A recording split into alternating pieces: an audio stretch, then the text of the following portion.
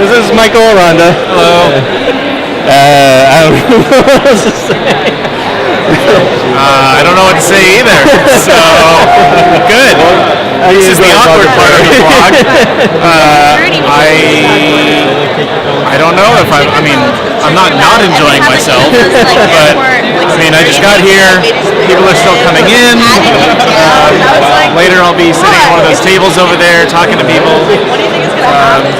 And here's Sharpie Delivery Services. Thank you very much. All right. Have you met a lot of people so far, or has it been? Maybe a dozen or so have come up so far, which I guess is good for 10 o'clock in the morning. Yeah. So what got you into YouTube? I was in film school. This is back in like 2006.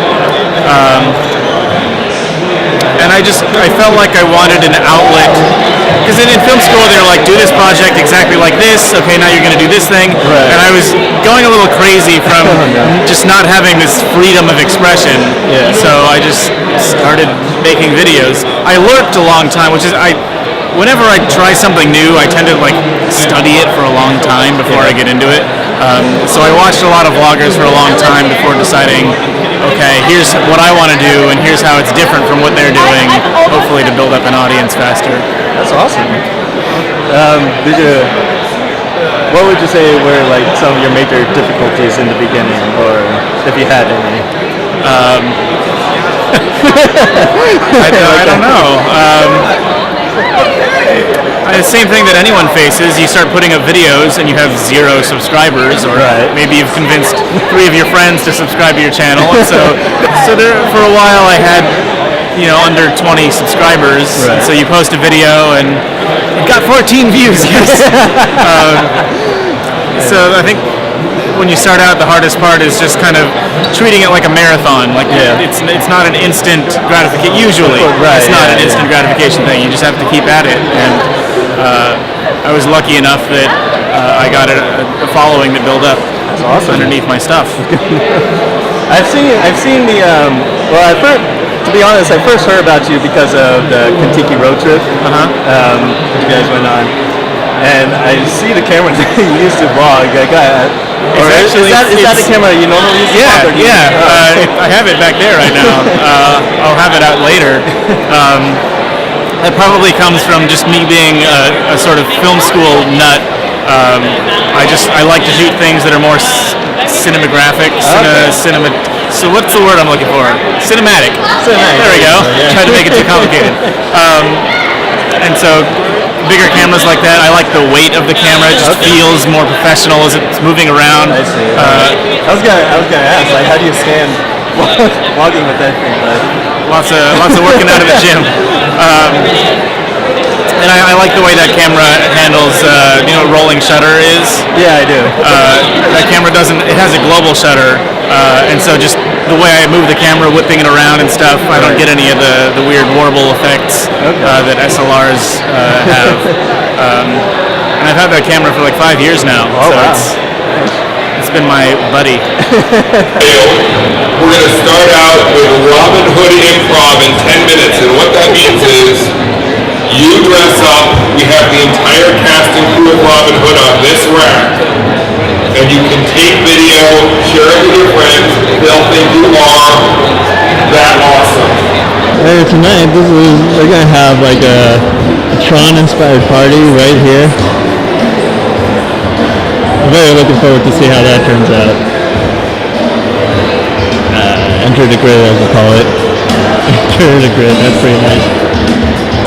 So, Tron screenshot right there. This is Corrado of ApprenticeA Productions. Hello.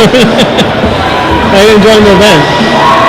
There's free coffee, okay? And it's not like generic, like a pump thing. It's like espresso machines, lattes. So I'm sold right now. Oh man. I take it, obviously you love coffee. A bit more. Being in Seattle, you're like at the prime coffee place. Seattle's my favorite city so far. Really? Yeah, it's the best. Oh man. I saw your vlogs when you guys came here to earlier for the interviews with like Chris Perillo and such. Yeah. I saw you went to Seattle's or the first Starbucks Yeah, in it was Pike great. Place. They Yeah. wouldn't let us film inside. I know, I saw that, which is quite odd because I've seen other people film there before, and I think it's because we have like a bigger camera, so they're like it's a little more obvious. It's not just like the cell phone. Yeah. Which is another question I'm going to ask. Yeah. Like, all right, so I made it a point when I came here. Normally I don't vlog on this camera. Okay. But I knew if I tried vlogging all day with this, it would run out of batteries. Yeah. And I know you guys use the same type, if not similar type of camera for your vlogs. Yes. I'm wondering, I guess my main question is, why and how do you stand vlogging with this thing?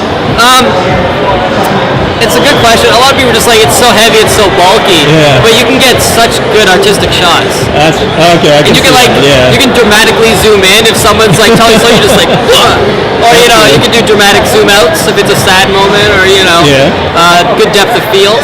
Okay.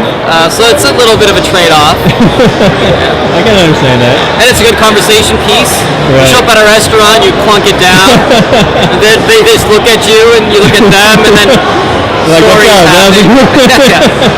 Anyway, how is the whole documentary going? Amazing. Yeah. I think 4 or 5 days ago, we just finished the first 10 minutes. Oh, It's a rough cut. It's going to change 1,000 times, but it's pretty good. It's pretty good. Yeah. It's so good. We actually, when we filmed Craig in Chicago, his interview was so good. Well, we had 3 of them. I can't mention what happened, but exactly. at the time we're just like, wow, this is like really good, like better than like a normal thing we were expecting. Yeah. So when we started cutting the film, we just started using more and more of Craig's stuff. Yeah. So now he's become almost the main character in the movie, and now we have to go back to Chicago to film more of Craig because we didn't plan on it. Right, and so we didn't film enough B-roll at the time. Oh, okay. So Corey's gonna go back next week and film more of Craig. I bet Corey's excited for Oh that. yeah, any excuse to go hang out with Craig, right? Oh, man. Yeah. So what would you say you personally got you into YouTube? Or?